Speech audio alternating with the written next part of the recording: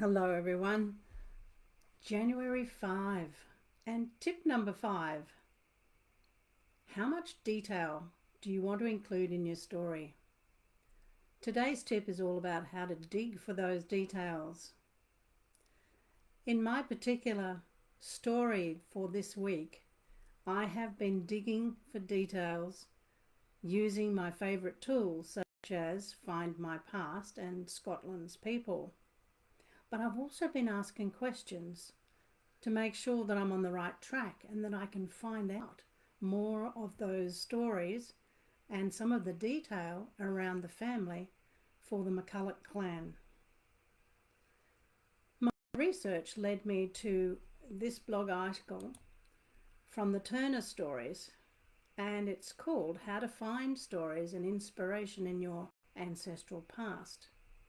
It's an interesting read, and I'll put the link for you in the notes below the video. Coming up with story ideas is a process that has always fascinated me. That's how this blog begins, and that is true for me too. Sometimes there's an idea that springs into your mind from the research you're doing, and that little jolt of energy makes you want to create. These are the magical moments you want to capture. In this blog article, the writer talks about several different ways in which they are going to use these stories to tell about their ancestors through things like the people themselves, the starting point. We've covered that. Who are your ancestors? What kind of life have they led? And what questions can you ask? Perhaps there's some drama in the family. Maybe it's some little snippet of information that you only just discovered, as I did recently this week. Sad stories that come to light when you look at the certificates for the death of infants. Maybe there's some historical event that is prompting you to write about them at this particular point in time. Recently I used a great little tool that allowed me to get a list of all the historical events that took place in the 19th century, and I could touch on those in my story. Interviews is another aspect that you could use to dig for details.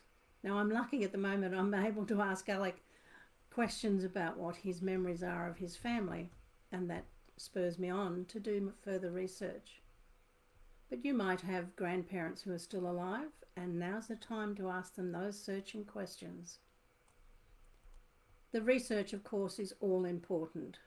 This is where you dive into your family tree and really do some digging and finding out what happened to them. Not just where and when they were born, but what kind of lives did they lead? What were their occupations? And therefore digging deep into the archives of that particular area in which they lived. You might find yourself lucky and get more history of your family from biographies and books about your family line. Letters and artifacts are another way that you can dig deep. Diaries are a favourite of mine, and I've quite often done some stories for people who have asked me to dig into their ancestral lives to tell the story from the diaries that they have found from their families. So writing your story and digging deep into the details is the focus of today's tip. And I wanted you to be encouraged, be inspired, and to really now dig deep into those details. Write a few notes for yourself as you go so that you can use these details to preserve your family history.